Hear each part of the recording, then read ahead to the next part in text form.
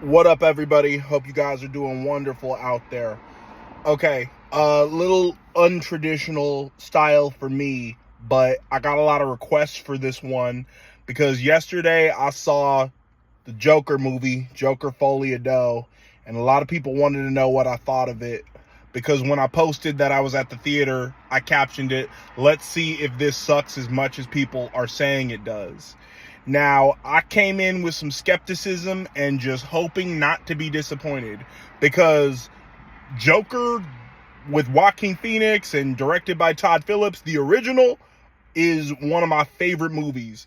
And growing up on superhero movies, comic book flicks and whatnot, comic book video games, and to see that whole genre get super saturated and super played out, that one alone, that Joker from 2019 or 2020, brought me right back to being a fan and made me comfortable to getting into the Gotham universe because I thought it was so good. But Joker 2 or Folie, you know what?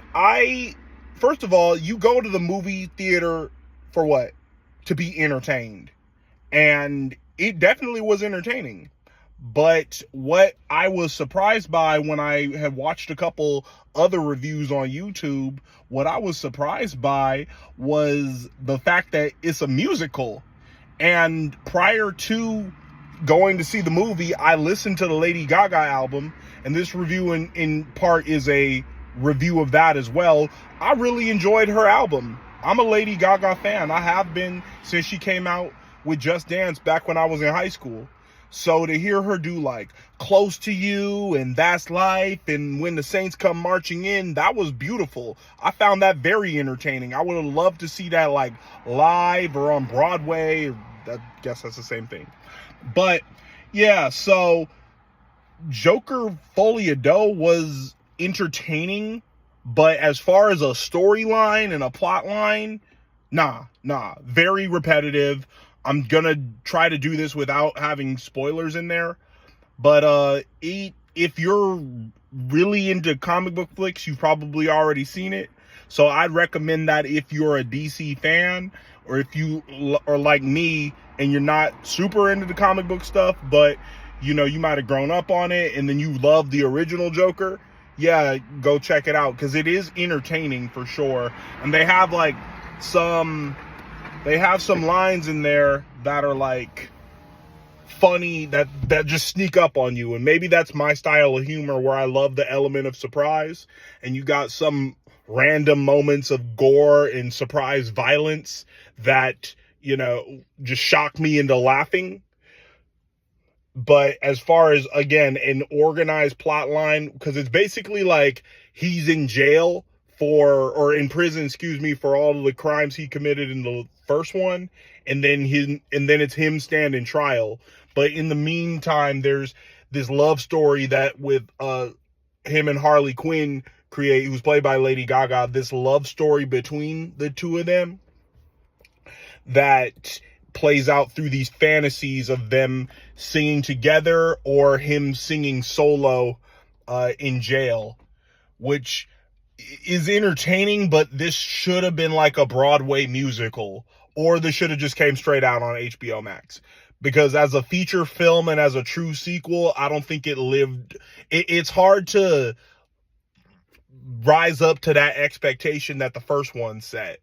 And also I just don't think that I haven't seen Suicide Squad yet, so disclaimer on that, but like I don't think that Harley Quinn will ever get her real story successfully played out on the big screen, because that Birds of Prey shit in 2020 was super weak in my opinion.